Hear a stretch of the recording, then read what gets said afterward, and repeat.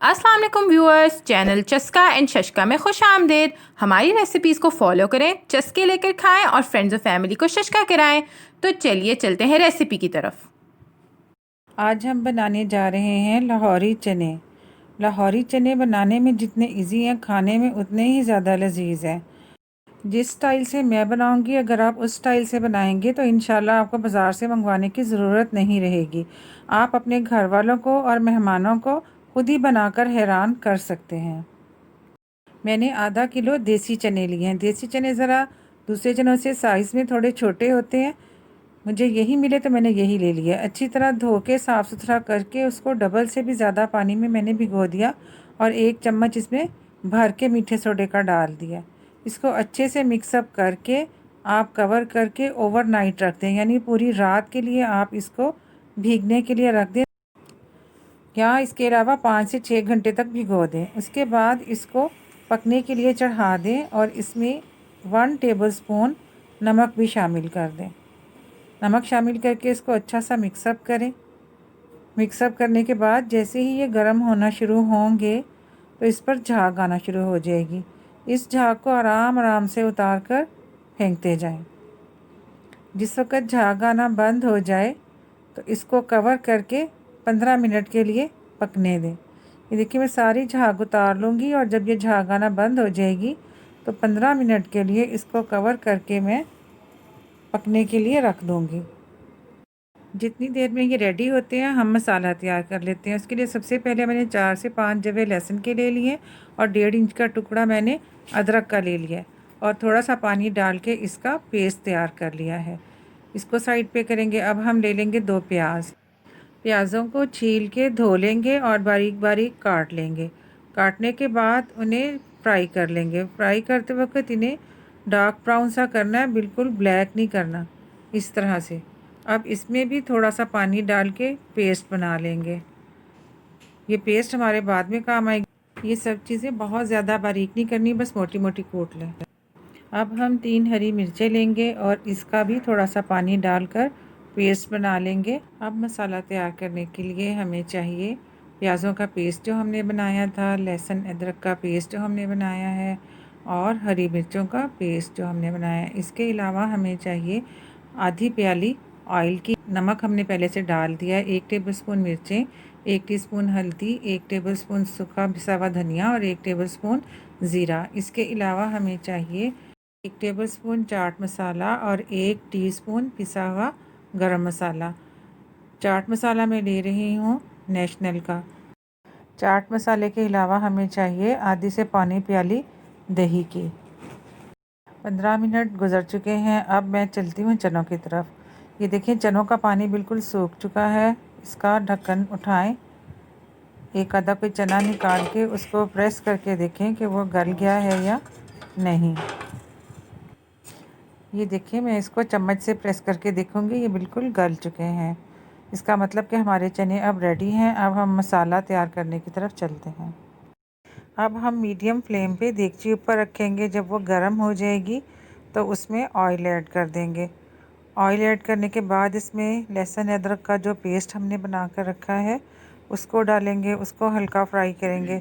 जब देखें कि पानी खुश्क हो गया और ऑयल अलग हो गया तो अब हम इसमें प्याज ऐड कर देंगे।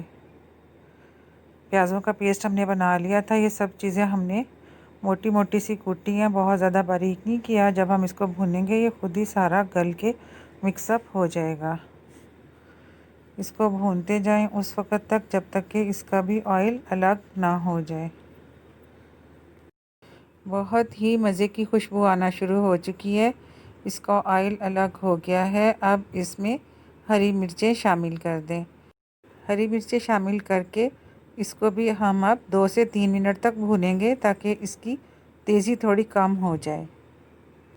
तकरीबन 3 मिनट गुजरने के बाद अब मैं इसमें सारे सूखे मसाले शामिल कर दूंगी।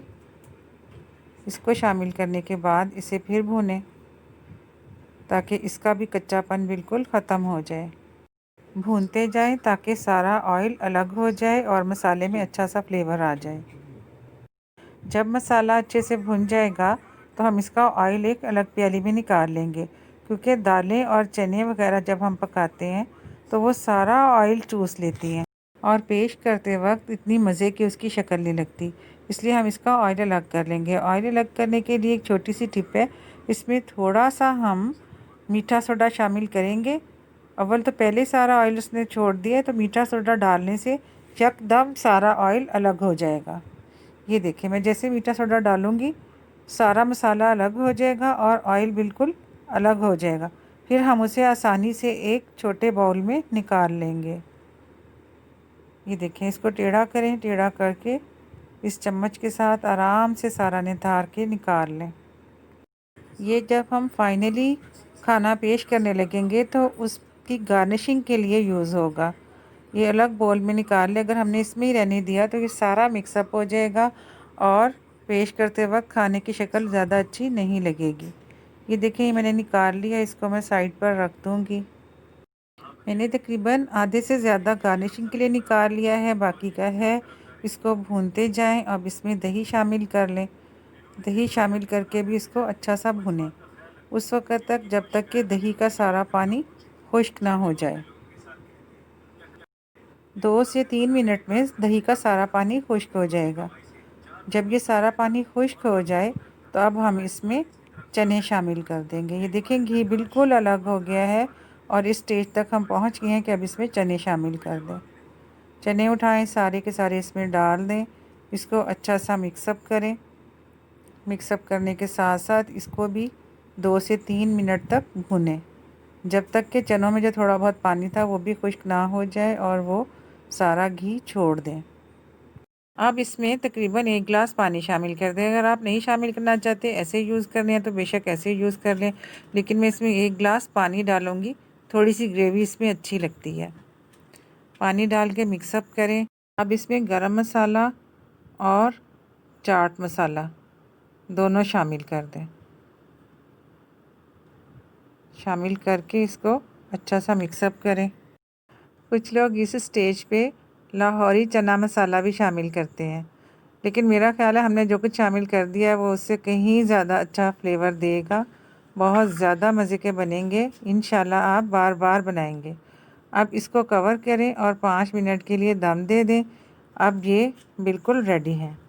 अब हम इसे डिश आउट करते हैं। ये देखिए, इसमें अभी भी काफ़ी ऑयल है। अगर आप चाहें तो बेशक इसी ऑयल के साथ आप पेश कर दें, अदरवाइज़ उस पे जो हमने गार्निशिंग के लिए ऑयल निकाला था वो डाल दें।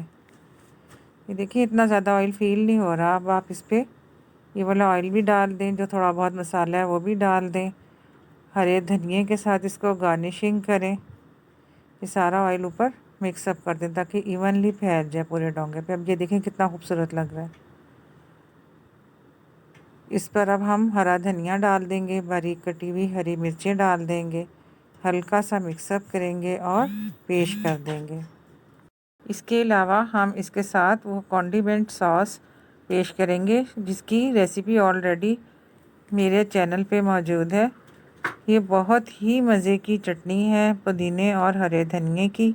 इसको साथ आप पेश करें, साथ आप सलाद पेश करें, नान और तंदूर की रोटी के साथ या घर की रोटी के साथ, चाहें तो उबले हुए चावलों के साथ भी खा सकते हैं। ओके गाइस, तो ये है हमारी रेसिपी की फ़ाइनल लुक। उम्मीद करती हूँ कि आपको आज की रेसिपी पसंद आई होगी। इसे ज़रूर ट्राई करें, फैमिली और फ्रेंड्स के साथ शेयर करें, चस्के लेकर खाएं और शशका कराएं।